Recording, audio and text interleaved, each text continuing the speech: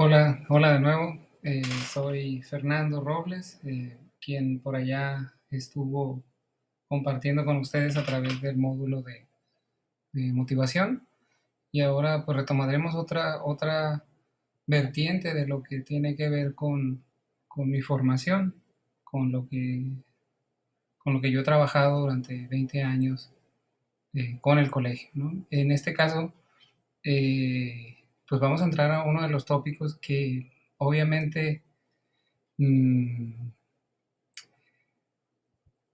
nos vamos a quedar cortos. O sea, esto es una aproximación hacia una uno de los elementos que más se pueden pronosticar horas de trabajo, ¿no? Y de capacitación en cualquier ser humano, independientemente del contexto laboral en que estamos ahorita. Entonces, como tal, eh, esta grandeza, ¿no? En los temas no puede manejarse como si se tratara de un formulario o de una receta, ¿no? No hay una forma de entender y recordando a los vecinos, se pueden emitir muchos criterios o muchos puntos de vista en relación a la forma en la que ellos manejan sus situaciones, sus emociones, sus conflictos, pero la realidad es que cada uno de ellos en su contexto deberá de trabajar asuntos quizás de manera diferente y con elementos también diferentes. Entonces la forma en la que para Juan Arturo el manejo de la molestia, la irritación frente a alguna situación puede ser como natural, para el caso de Roberto muy probablemente lo evade porque precisamente le afecta mucho, ¿no? Entonces, no todo es como lo suponemos, pues, y por lo tanto debemos de conocer cada situación y conocernos a nosotros mismos para poder hablar de un desarrollo, en este caso humano, ¿no? En este caso de nuestras capacidades, de nuestras potencialidades. Para poder empezar, de nuevo me gustaría traer a colación una de las historias que más me gustan a mí para explicar temas con estas características. Este es un cuento, pues, oral español es en relación a dos hermanas. Encontré una versión ahí en línea que incluso pone un contexto en el cual el papá es de raíces árabes y bueno, y es una persona pudiente, ¿no? Dentro de la comunidad. Sus dos hijas pues están viviendo en un castillo rodeado de jardines, disfrutan grandes comodidades junto a ellas, toda la familia. Eh, las niñas son lo que más quieren, ¿no? Eh, Bentair desde el nacimiento de ellas las crió con esmero, han tenido todo el apoyo, han tenido toda la disposición de parte de sus papás y han tenido acceso a lo que se pueda tener acceso y no les ha faltado absolutamente nada. Entonces, en esta idea de querer construir dos ciudadanas, dos mujeres refinadas con buen carácter, Bentair ha traído y ha puesto a disposición, además de la escuela, a instructores o maestros al interior del hogar. La idea es formarlas en absolutamente todo y las niñas están recibiendo clases de idiomas, clases de danza, pintura, etcétera. Eh, en una ocasión el papá observa que me parece una de las cuestiones más naturales en las relaciones de hermanos, ¿no? Que hay un conflicto de por medio, hay una pelea, ¿no? Y la verdad es que se estaban golpeando, ¿no? Las niñas. Y en ese momento el papá no lo podía creer, sobre todo porque el maestro estaba ahí y les grita o les señala cómo es posible que estas niñas con tanto acceso a cultura, a educación, se estén golpeando de esa manera. El maestro que estaba ahí cerca le llamó y le dijo, venga, eh, quiere explicarme qué es lo que está pasando, por qué no interviene, por qué no se resuelve esa situación. Y el maestro le explica que se trata de una naranja. Es una naranja así como lo está escuchando. Y en la temporada de naranja resulta ser que eh, el árbol solo ha dado una naranja. Y ese es el motivo por qué han empezado a violentarse entre ambas. Y entonces el papá le dice, ahora mismo pondremos fin a esta pelea absurda. Vaya usted por un cuchillo, le indica el maestro, divida la naranja en dos partes exactamente iguales y fin de la discusión.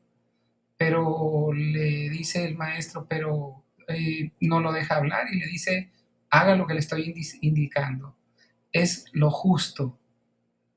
El maestro pues se aleja, eh, coge la naranja, la desenvaina un cuchillo que traía y bueno, y hace el corte en las naranjas y les entrega las dos partes iguales a ambas niñas, como lo había indicado su jefe, ¿no? El papá de las niñas, Bentair. El papá, observando más o menos cerca, le llama la atención que según él el problema estaba siendo arreglado, pero resulta ser que las niñas están sensibles, están con sus ojitos llenos de lágrimas y están separadas y sencillamente no siguen sin consuelo, ¿no? Y vuelve a llamar el maestro, ¿no? Pues aquí qué ha pasado, ya tienen lo que querían.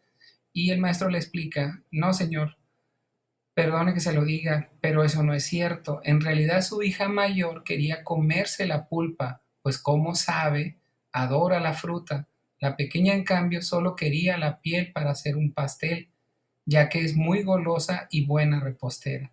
En realidad, dividirla a la mitad no ha sido una buena solución. Le reclama el papá y le dice cómo se atreve, ¿no?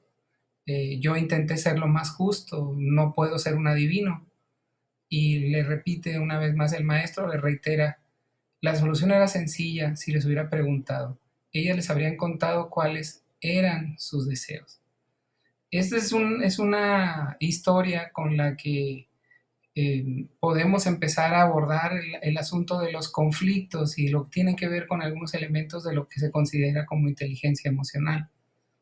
Lo justo no necesariamente es lo que se necesita algunas veces cuando no se escucha o no se conoce las partes o los elementos que están interviniendo en algún conflicto. En este caso, el papá, incluso en su función proveedora, ignoraba pues muchos elementos o muchas características de sus hijas, lo cual lo ponía en desventaja frente al maestro en el sentido de cercanía con las niñas, pues. Bueno, eso es el punto de partida, ¿no? El entender que para poder acercarnos a un conflicto tenemos que estar dispuestos y dispuestas a mirarlo desde lejos, ¿no? A mirarlo desde lejos y a partir de eso acercarnos para ver de qué manera podemos apoyar en la resolución del mismo.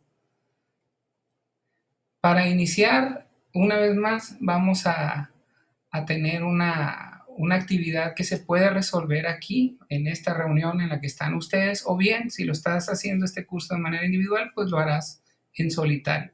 Esta es una exploración de los temas, ¿no? Se va a desarrollar o se va a responder de manera grupal o de manera individual estos cuestionamientos, ¿no? El primero es, ¿una persona es inteligente cuando? ¿Sí? Vamos a decir lo que pensemos en relación a lo mismo, ¿no? Si frente a un conflicto el riesgo más grande es que aparezca la violencia entre las partes, esto se debe a que la naturaleza humana es violenta o que la violencia es aprendida. Vamos a argumentar un poquito de eso. O sea, la violencia en un conflicto es algo natural, o sea, siempre se ha dado en la humanidad, o bien es algo que hemos aprendido. Este es un debate abierto y una plática en la cual ustedes tratarán de llegar a alguna conclusión al respecto. Mm, Y lo último, vamos a tratar de traernos a colación alguna experiencia sin hacer expresión de los nombres o los lugares específicos en donde nosotros hayamos apreciado un momento en el que el buen manejo de las emociones logró que la intensidad en un conflicto haya descendido o bien haya resuelto el mismo conflicto. Por ejemplo, yo aquí les platicaría una situación que viví hace muchos años en una escuela en la que trabajé. Se armó una reunión debido a las altas quejas que había hacia una profesora por los números de reprobación tan altos, ¿no? En la reunión pues acudieron los padres de familia, entonces eran de los 4 grupos que tenía la maestra, pues yo creo que un 80% de los padres ahí estaban. Eh, el auditorio lleno y pues tratando de dialogar con todas las intensidades y emociones, ¿no? Los indicadores de reprobación del maestro, de la maestra, perdón, estaban por encima del 90% en la primera evaluación parcial, si mal no recuerdo. Y bueno, el maestro, la maestra, perdón, esgrimía todas las preguntas y los cuestionamientos de una manera ágil, eh, con argumentos pedagógicos, que los muchachos no traen bases, que los muchachos no están haciendo las actividades, que, en fin, que las matemáticas son para pensar, eran matemáticas. Eh, y bueno, entonces cada ir y venir de ideas afianzaba o quedaba la sensación de que el maestro no cedía, ¿no? Él no estaba dispuesto, la maestra no estaba dispuesta a modificar su estrategia, ¿no? Eh, Llegó un punto en el cual ya era, había ya una indefensión de parte de los papás, o sea, no se iba a poder hacer nada. Y de parte de la maestra, pues ya había una situación como de victoria, así se percibía en el aire, ¿no? La directora en ese momento, en aquella época, intervenía tratando de hacer alguna propuesta para trabajo en casa, en fin, estaba ahí la intervención. Un papá levanta la mano y explica su contexto, ¿no? Y hace un recorrido de su vida antes de hablar. O sea, fíjense ese detalle, ¿no? Que hace el Señor. Nos explica a todos que él no sabe de matemáticas a nivel de bachillerato, que él únicamente estudió hasta la secundaria y posteriormente una carrera técnica. Él era eléctrico, se dedicaba rebobinar, creo que se dice, ¿no? Los motores con cobre. Ese era su trabajo, era lo que maquilaba él. Y expresaba pues que él respetaba el trabajo de los docentes, pero que él en su oficio, él había aprendido a tener un criterio o una apertura. No lo dijo con estas palabras, no las recuerdo con precisión, pero dijo algo contundente. Dijo, mi estimado de errores a la hora de rebobinar motores es de cada 100 que entrego en meses de trabajo, si fallo o quedan mal, se queman rápido por alguna situación ahí en lo que yo trabajo, más o menos entre 4 y 6 motores. ¿Sí? Pero ha habido ocasiones que en esos meses de trabajo, de los 100, fallo en 20, 25. Y ahí es cuando yo me doy cuenta que algo estoy haciendo mal yo. Ese fue todo el comentario del Señor. Inmediatamente después la maestra hizo algunas observaciones de ajustes que podía hacer. Mágicamente las cuestiones se empezaron a acomodar y los muchachos pudieron avanzar. Ustedes deben tener historias muy similares a esta. Y esa es la idea. En los siguientes minutos intentar de compartirlas y bueno, y plasmarlas en el formulario, ¿no? Que también está en la página y ese sería el enlace, el que está en la parte de abajo. Les repito, esta actividad se puede hacer de manera individual o grupal. Es una actividad exploratoria, pero pues ya entrando en el tema, ¿no? De manera muy general. Va. Entonces, a ponerle pausa y a trabajar esta parte. Nos vemos en un ratito más. Bueno, vamos a retomar. Espero que haya sido eh, fructífera la plática y que hayan conocido alguna historia interesante y que sea la que vayan a plasmar en el trabajo, ¿no? En el formulario. Eh, Fíjense que en relación a este tema, desde que ustedes iniciaron o desde esta semana que están iniciando, en la parte, en la presentación, en el inicio de la página, ya hay ahí dos instrumentos vinculados a estos temas.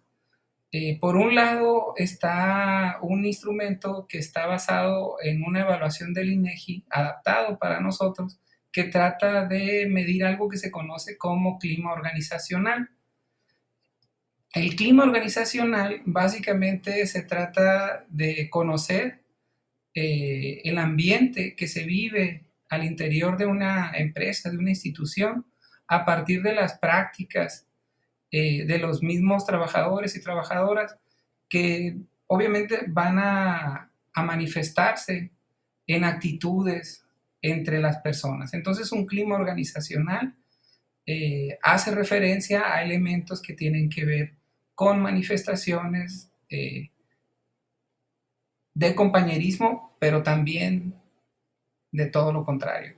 Entonces, este es un instrumento bien importante para nosotros, para conocer lo que se está viviendo al interior de cada escuela, de cada uno de los planteles y poder establecer futuras estrategias para apoyar como más específicamente a lo que estén viviendo.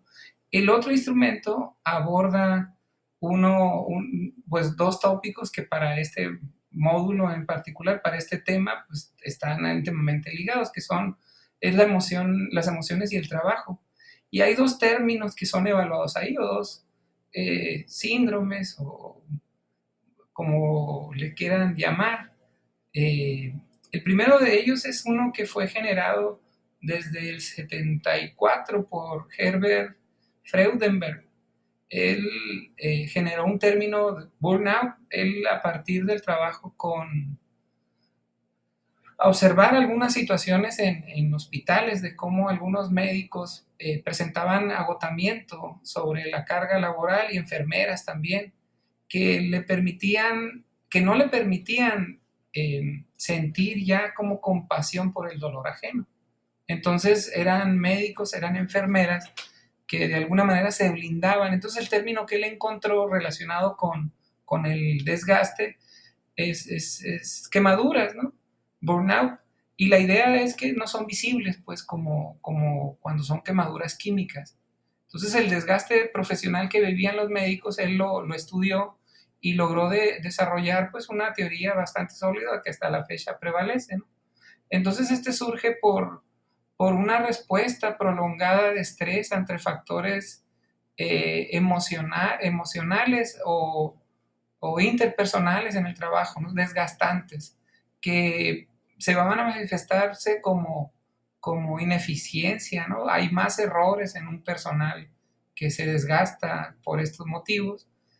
También se manifiesta por fatiga crónica, porque también niegan lo que están fallando o lo que está ocurriendo, no se percatan de sus errores, no nos percatamos.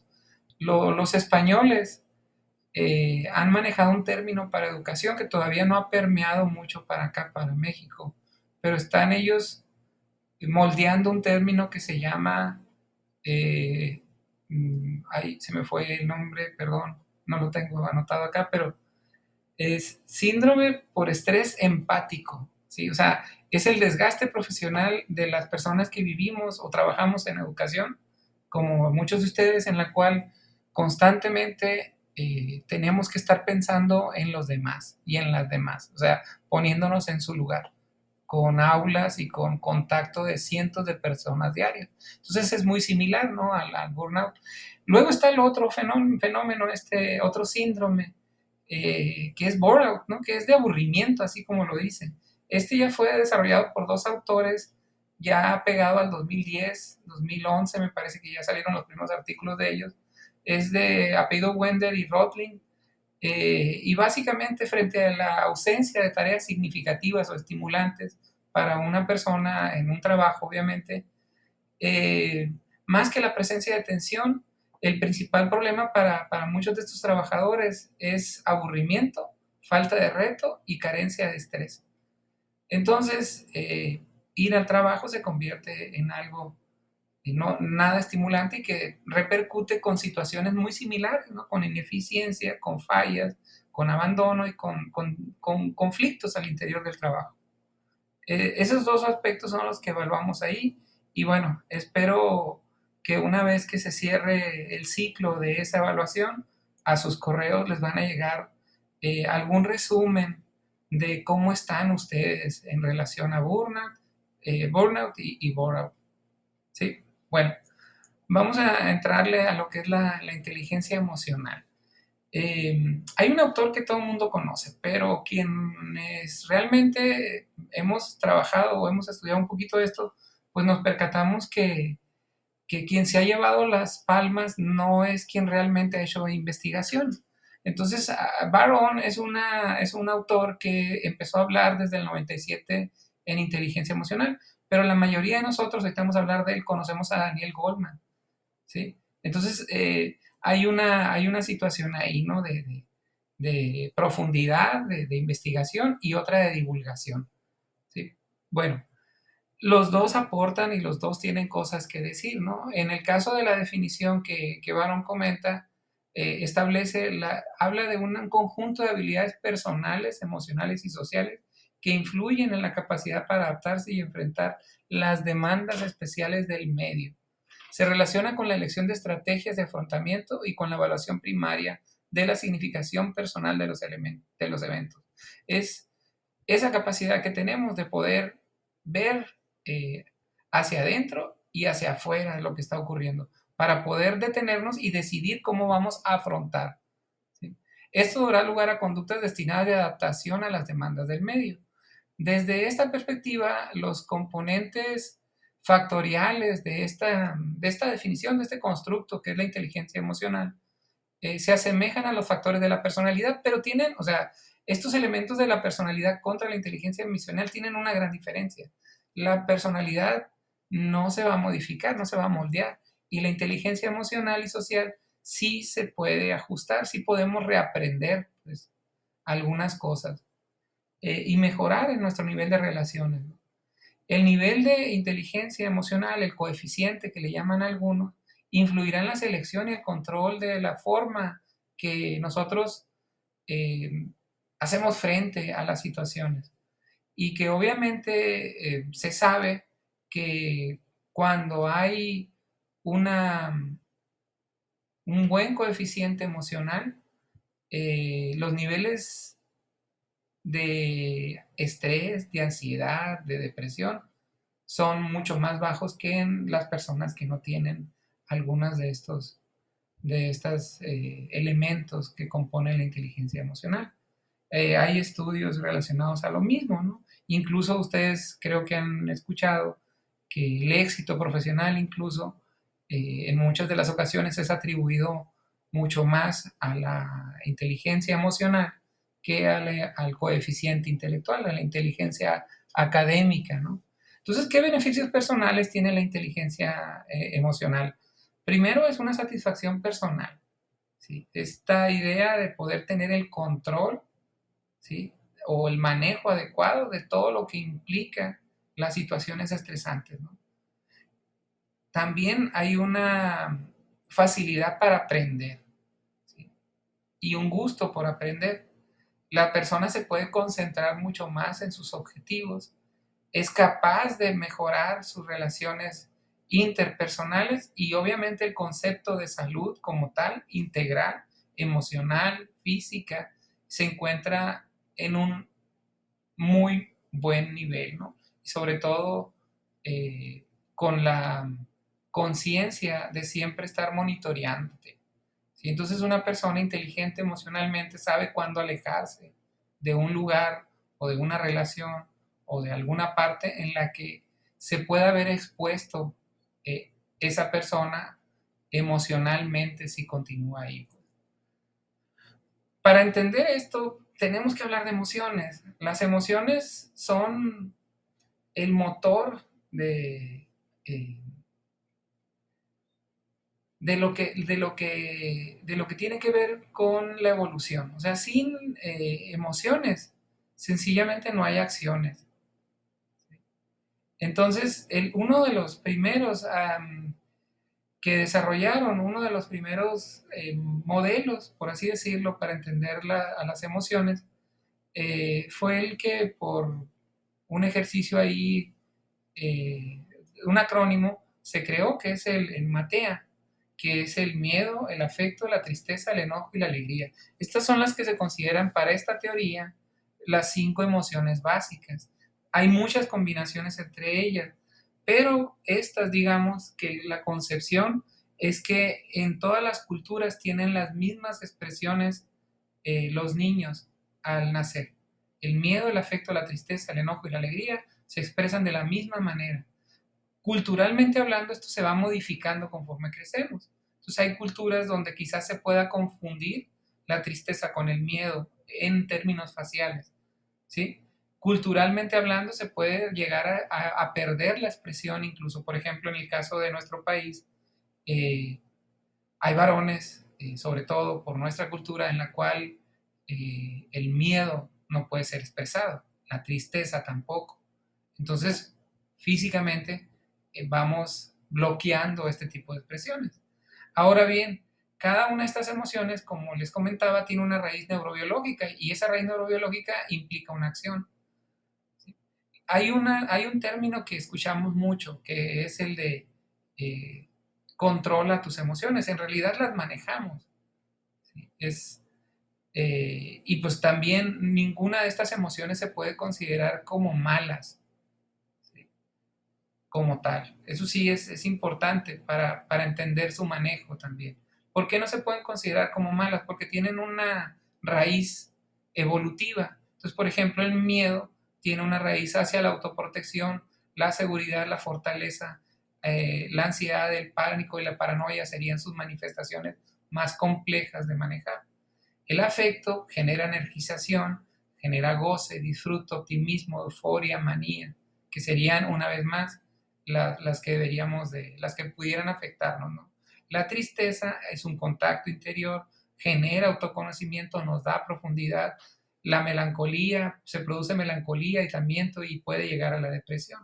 Entonces la tristeza como tal es un elemento que existe y prevalece en todos los seres humanos y que esta idea de que no debes de estar triste, pues algunas de las veces en realidad lo que no se debe de tener es una tristeza prolongada, ¿no? Pero la sensación, la emoción de la tristeza va a surgir. Eh, el enojo es una de las emociones más intensas, obviamente, y tiene que ver con la defensa, con los límites, ayuda a la seguridad, la confianza, la firmeza. El avance del enojo puede llegar a la ira, al rencor y al resentimiento, lo cual pues puede llegar a afectarnos, ¿no? En cuestión de salud emocional y física. La alegría es una de las emociones que más nos ayudan a vincularnos. Está ligada a la autoestima, y también al cariño por los otros, ¿no? Y esta también, como muchas emociones, puede tener manifestaciones adictivas o de dependencia o codependencia. Lo riesgoso también entonces con algunas emociones es que nuestro cerebro se familiariza con algunas de ellas y estas se arraigan en nosotros, ¿no? Y son las que más fluyen, con un contacto también directo con lo que ahorita mencionábamos, con la personalidad. Eh, hay muchas cosas. Esta teoría, incluso, por ejemplo, a mí me gusta cuando trabajo con adolescentes, me gusta mover la alegría al principio, porque puedo formar la palabra ámate. ¿Sí? Conocer nuestras emociones es querernos a nosotros mismos también, es respetarnos, ¿sí? Es saber que somos eso, que somos todo eso, pues, que somos capaces de sentir todo eso. Y yo en lo personal, aunque sean adolescentes y ahorita cuando trabajo con los muchachos y ahorita que estoy hablando con ustedes, bueno, me están escuchando, pues yo les recomiendo que vean dos películas infantiles. Hay una que yo creo que la han visto, que es la de Intensamente, describe perfectamente la parte fisiológica de las emociones y vas a tener una claridad mucho más cercana a cómo operan estas. Y hay otra que es basada en un cuento clásico del 63, que es más nueva, es del 2009 la película, que es mucho más simbólica, digamos, en sus elementos, que se llama ¿Dónde viven los monstruos?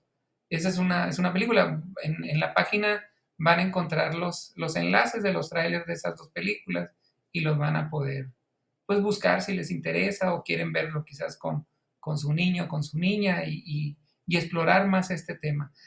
Ese es el modelo básico, pero hay otro modelo, por ejemplo, que es mucho más rico, ¿no?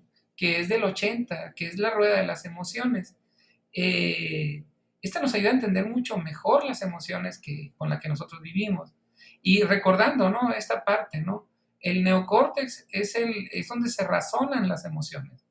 Ya una vez que me enojé y después pienso en relación al enojo, ya está funcionando mi lóbulo frontal y otras áreas de ese neocórtex que tenemos.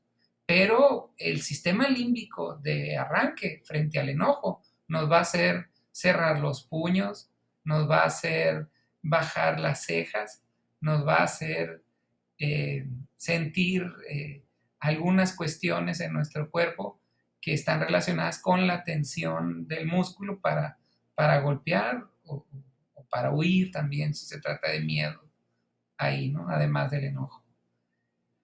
Bueno, lo que vamos a ver acá, ¿no? Como su creador lo explica mucho más, está vinculada a lo que él denomina la teoría psicoevolutiva, ¿no? Está vinculada a estos aspectos neurofisiológicos que ahorita platicamos de manera pequeña, ¿no? Se trata de, si se fijan, hay conos y hay círculos formados. Entonces, el autor habla de que hay básicamente eh, dos grandes grupos, emociones básicas y las compuestas o primarias, y secundarias, perdón, básicas y compuestas o primarias y secundarias, sería como la forma, ¿no? Las básicas son las del círculo eh, que vamos a ver posterior al que está más cercano al centro, ¿sí? Entonces, si vemos alegría, tristeza, miedo, ira, confianza, asco, sorpresa y anticipación, serían las 8 emociones básicas que él maneja. Incluso de quien vamos a hablar ahorita, un poquito, de Goldman, además de las 5 emociones que veíamos ahorita, coloca el asco como una emoción. Es una sensación muy fuerte la del asco. Eh, Tú puedes mirar algo en putrefacción, o sea, que se está pudriendo, y puedes, digamos que tolerar visualmente eso. Pero en cuanto entra el olfato, no hay vuelta atrás. El olfato tiene una conexión directa a nuestro cerebro y la reacción es rápida, ¿sí? De querer volver el estómago, ¿no? O de salirte. Nuestro físico, nuestras expresiones faciales inmediatamente reflejan cuando olemos algo que no nos gusta. Bueno, entonces la combinación de las emociones tienen este abanico mucho más amplio. Hay modelos que llegan a más de 100 emociones descritas, ¿no? Esta sería como una forma y obviamente sería todo un curso completo trabajar nuestras emociones para poderlas entender y después obviamente manejarlas de manera adecuada. Pero bueno, la idea es que tengamos esta aproximación al tema y conozcamos que hay más cosas por ahí que podríamos aprender. Ahora bien, la inteligencia emocional posee entonces elementos que son como básicos a la hora de pensar en ella, pues es el conocimiento de nosotros mismos, el autocontrol, la motivación, la empatía y las habilidades sociales. Si recordamos un poquito la, la pirámide de Maslow, pues vamos a encontrar cómo se cruzan algunos de estos elementos, ¿no? La autoconciencia es la capacidad de reconocer y comprender los estados de ánimo, emociones, conductas, así como el efecto en los demás, de eso que yo cargo, de eso que yo traigo. Cargo una expresión, una forma que utilizamos acá en Sonora, ¿no? Para decir esto, ¿no? La autorregulación, el autocontrol como tal, pues es la capacidad de redirigir los impulsos y estados de ánimo perturbadores y la propensión a suspender el juicio y pensar antes de actuar. En la práctica es la habilidad para influenciar la claridad emocional. Es vital el autocontrol. Bajo la óptica de Daniel Goleman, ahí es donde se centra mucho del reto de su escuela o de su teoría de manejo emocional. El punto de partida pues es el conocimiento, que ahorita más o menos lo exploramos con las teorías de las emociones. La motivación, por su parte, es la pasión por trabajar, por así decirlo, las razones que van, que están más allá del impulso, pues, externo. Eh, Tenemos que vincularlo con la utilidad, la metodología. Se basan en un impulso interno o propensión a perseguir objetivos, ¿no? Esto es mucho de lo que platicamos en el primer tema. Eh, la conciencia social como tal es una de las cuestiones en la que va a desembocar mucho de esto que estamos viendo acá. Y como tal, la empatía y las habilidades sociales van a abrirnos los ojos en relación a lo mismo. Los teóricos de inteligencia emocional eh, están trabajando todavía en convertirlo en una teoría formal. Eh, en términos de psicología, todavía se encuentra en una etapa intermedia, digamos. Hace falta mucha investigación para asegurar de qué manera estos elementos se van a lograr y de qué manera esto se va construyendo realmente el conocimiento científico para aspirar a cerrarse el círculo y considerarse una teoría científica, ¿no? Eh, Así pues, estas habilidades, estos elementos que integran la inteligencia emocional, eh, es compartida quizás por muchos de nosotros, pero también tenemos que estar conscientes en cuáles no, en cuáles tenemos que trabajar más. Entonces es bien importante ahorita tratar de entender en qué parte yo me estoy atorando, ¿no? En qué parte yo estoy teniendo dificultades. El ser empático, el ser asertivo, el cuidar a los demás como tal, el ver por los demás, son importantes, pero no puede ir acompañado, no puede ir, perdón, sin acompañarse de elementos de autocuidado. Hay una regla en primeros auxilios, cualquiera que haya estado ahí lo sabe. Eh, Vas a ayudar a quien tengas que ayudar en una situación de emergencia, siempre y cuando tu integridad física y emocional no esté en riesgo. Eh, y bueno, de esto más o menos se construye. Ahora bien, eso es la inteligencia emocional, pero ¿cómo ligarlo a lo que son los conflictos? Un conflicto como tal tiene dos raíces. Una puede ser interna, en el sentido de que yo conmigo mismo me siento inconforme, y otra puede ser a partir de mis relaciones con otras personas. Un conflicto es una diferencia, eh, es algo que acontece de manera natural y se pudiera decir que predecible en cualquier relación humana. Entonces, como tal, una de las cuestiones que tenemos que tener en claro para poder abordar un conflicto es que ésta tiene elementos. No es únicamente la acción. O sea, el hecho de que eh, a ti te hayan robado algo, ¿sí? Te hayan quitado algo que te pertenecía, pues no es solo la acción. Hay las partes y sus percepciones. Ese es un elemento. Luego están los intereses y las necesidades de cada una de las partes. O sea, ¿qué necesito yo y qué me interesa? Y ahí hay diferencias individuales. Luego están las causas o los motivos también. Tiene que ver con tu historia, con tu relación con esa persona que orilló o que se facilitó que se diera el conflicto, ¿no? Luego están las emociones o los estados de ánimo que también afectan, intervienen en este intento de resolver el conflicto. Y de la misma manera, altamente obstaculizadoras en la resolución de un conflicto son las creencias y los valores.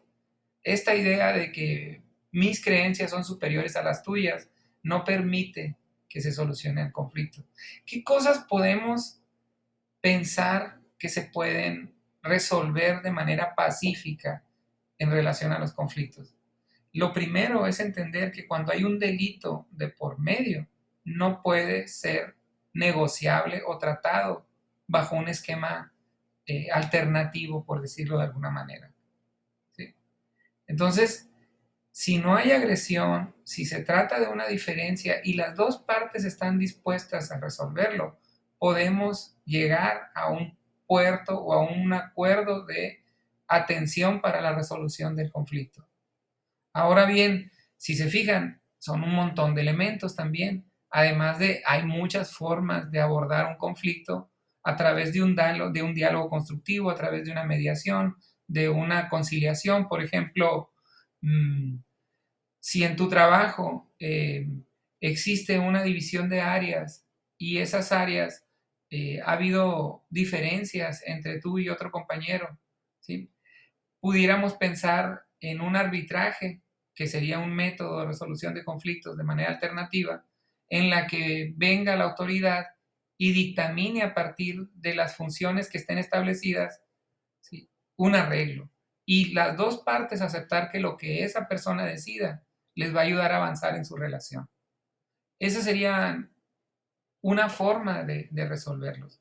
Ahorita, para los fines de las emociones, eh, están las percepciones. Esa sería la parte en la que nos vamos a centrar ahorita y la que me gustaría abordarlo una vez más con una narración medio juguetona, medio, eh, en fin. ¿Quién de aquí no conoce la historia de Caperucita Roja? Originalmente escrita por los hermanos Grimm. Y bueno, el asunto es que no sé si alguien de aquí, si quiere ponerle pausa y nos platique la historia original, cómo era el final original de la historia de Caperucita. Si alguien quiere platicar, pues sería el momento. Si quieren ponerle pausa, ¿no? Ahora bien, si nadie quiere platicar, pues básicamente la historia, eh, se le abre la panza al lobo, se le llena de piedras, le da tanta sed que va al lago, quiere tomar agua, se cae y se muere ahogado. Esa es la historia, ¿no? El leñador hace un trabajo ahí quirúrgico, eh, que, que, tiene una intención muy natural, muy contextualizada a la época de los hermanos Grimm. Obviamente hay un simbolismo entre el lobo y la niña y hay un montón de elementos que tendrían a dar una moraleja de cuidado de parte hacia las niñas, pues, en aquella época. Hollywood lo toma, Disney lo toma en este caso y hace un final diferente, ¿no? Que es el que conocemos la mayoría de nosotros. Eh, mucho más rosa, por decirlo de alguna manera. Y bueno, ese sería el que conocemos. Pero pues muy pocos de nosotros hemos escuchado la versión del lobo. Y eso es una de las cosas que ahorita vamos a escuchar. A continuación, les voy a pedir que alguien de los presentes se ponga de pie, se acerque a la pantalla y les lea a todos la versión del lobo feroz. Entonces yo procedo a guardar silencio y si gustan ponerle pausa y ahorita voy a hacer lo mismo en 1 o 2 minutos. Perdón. eh, y ustedes lo leen, ¿no? Esta primera parte, ¿no? Son 3 hojitas, pueden ser 3 personas. Bueno.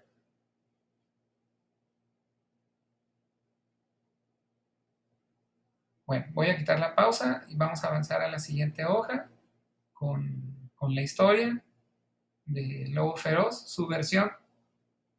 Adelante, quien vaya a leer.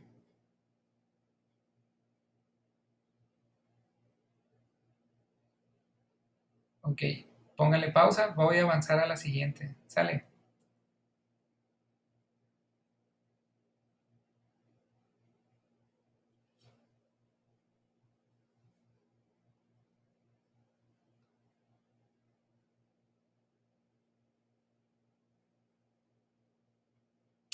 la última hoja.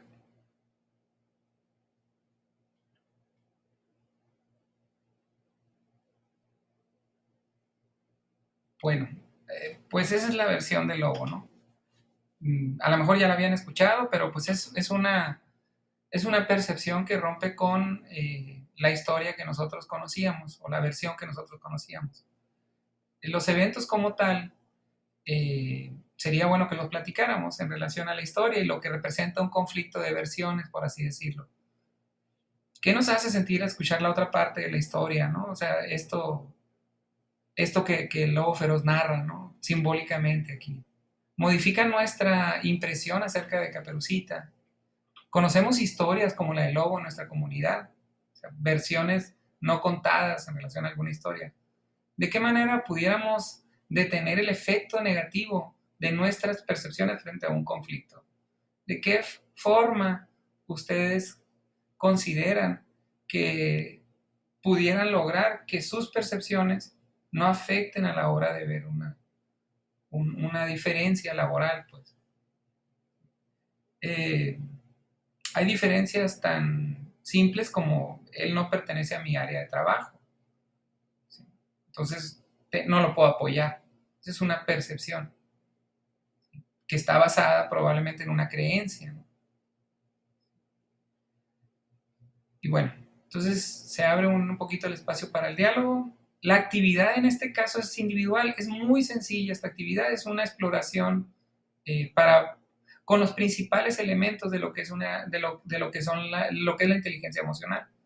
Se contesta de manera individual y bueno, sería básicamente eso el contenido.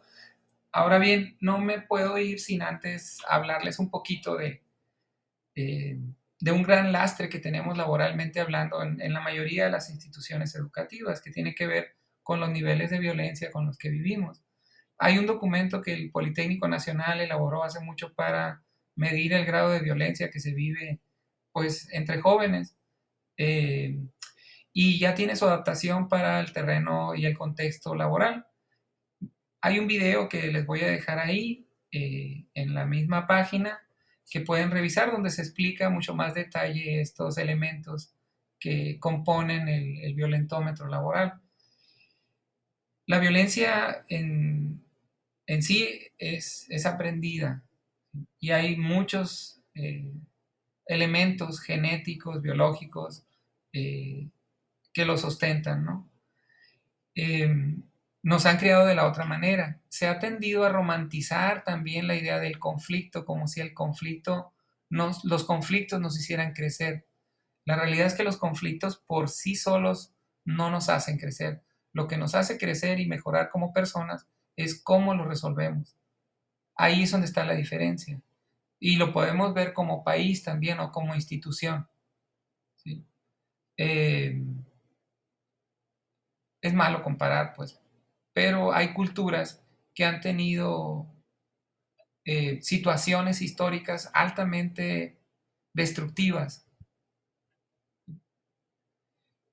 y han logrado recuperarse de manera impresionante y rápida. Eh, en México, en nuestro país, ahí creo que nos falta esa parte, ¿no? Nos falta trabajar el cómo vamos a resolver nuestras diferencias. No romanticemos los conflictos. Los conflictos ahí están, por sí solos no nos hacen mejores ni nos hacen crecer. Al momento que decidimos afrontarlos, hasta ese momento, eh, pues vamos a empezar a mejorar como personas, ¿no? De antemano, pues muchas gracias y espero aporte algo, ¿no? En la formación del presente curso. Les dejo un abrazo.